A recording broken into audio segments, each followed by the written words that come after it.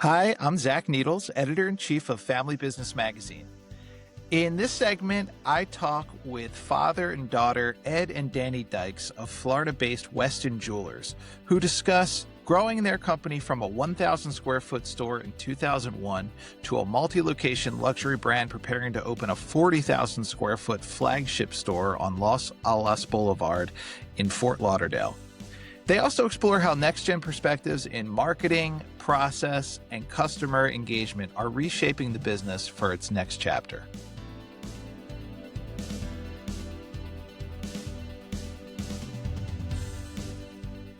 Hi, Ed. Hi, Danni. Thanks so much for joining me. You're so welcome. Thank you so much for having us. Yes. Yeah, this is going to be great. It's a great story, and I'm excited to hear more about it. And so Ed, let me start with you. You and your wife Tracy founded Westin Jewelers in 2001, correct? How has the business evolved since then? I would imagine quite a bit, right? Yes. So 2001. Now we're celebrating basically our 25th anniversary. Yeah. So Congratulations. it evolved in a huge way. Yes. Yeah. Yes, in a huge way. So we're in a smaller store. We're about 1,000 square feet, and now we're at 5,000 in Weston. Now we have the Hard Rock store as well, and that's just a multi-brand store that we have. That's about 1,700 square feet, and we also have a Hubla boutique as well. And as you know, we're working on a grander scale of a business now. It's going to be about a 40,000 square foot store that we're going to be opening up on Las Olas. And the best part about everything is that now we have our kids on board. So Danny and Jesse are both on board now. And they're basically helping to run the business in a big way. That's excellent. And I definitely want to talk about the Las Olas store later on in the conversation. But Danny, we hear so many different stories about NextGen's getting involved in the family business, and a lot of times it's either they knew from the, as when they were old enough to walk that they wanted to join the business, or they wanted to run completely in the other direction at first. For you, what was it that kind of brought you to the family business? So I ran in a completely different direction. Okay. My path was theater, then broadcast journalism. After college, I moved to Savannah, Georgia. I became a news anchor and television reporter for a TV station up there. I was there for about 3.5 years. And then I came back down during the pandemic. And of course, my parents always wanted me to join the family business. That was always more my brother's path. It was always like his plan to take over the business. And I grew up in it. It was always at the dinner tables, listening to my parents talk about it after work and going into the store as a kid. But it just wasn't something that I ever thought was an industry I would be a part of. And then during the pandemic, I started helping out with social media. And then I worked for a television station down here as well, was doing that full time, social media part time.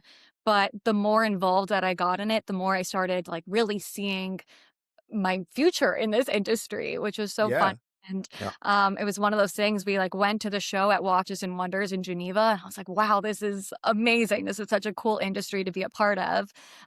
So it was just a no-brainer. I got to the point where I was like, okay, I'm ready to go full time in it. And it's been amazing. I haven't looked back. Yeah, that's awesome. And I want both of your perspectives on this, but I'll start with you, Ed, because as you mentioned, Danny's brother. She has an amazing boss. Well, of course, that goes without saying. Absolutely. Absolutely. You should join. This is such a great career. You can work with me. You can work with your brother and your mom. I don't know if she's too happy about that right now. I'm not sure. Yeah. It's been great. Of course it has, it had stuff to down. Challenges, that's for sure. But it's a 24/7 type of business, and you're always on. Absolutely. Yeah, we have that quite a bit. That every time we get together, we're talking about the business. Yeah. Even we're out of the business. We're at home and we're talking about the business. Wherever we're at. Yeah, for sure. Definitely. And obviously it's such a customer oriented business. You have to be there for your customers whenever they need you, however they need you. And so if I have this correct, Jesse runs the Seminole Hard Rock location, right? And Danny, you lead marketing and social media. And so This is one that you can both weigh in on, but Ed, I'd like your perspective first as the current generation, the founding generation.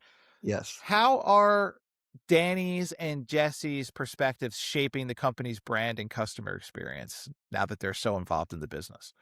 Well, remember, so their take is a younger crowd, So Yeah, what's happening now is, I was working with that first generation, basically my age, and now it's the second generation coming in. So they're working with them, and yeah, so basically it's a whole different thing. Years ago, we would place an ad in a magazine, do some billboards, and that was it. Today, it's all about yeah, Instagram, all about social media, getting out to that client. You basically have to touch that client like 7 times before they can actually make the actual Right. initial purchase, absolutely. And speaking about just the way things have evolved, Ed, how has leadership changed for you and Tracy since moving from being, the founders who are running the show, and now you're working side by side with your kids, so your parents, but also business partners with your children. How has that dynamic kind of changed leadership for you? It has changed quite a bit. I mean, Yeah, I was it, basically. yeah, I was the guy selling, I was the guy buying, I was the guy, I was the person, you know, c- cleaning, everything, you name it. We're yeah, all of it. The first 5 years basically of the business was, I was a one band show, one guy show.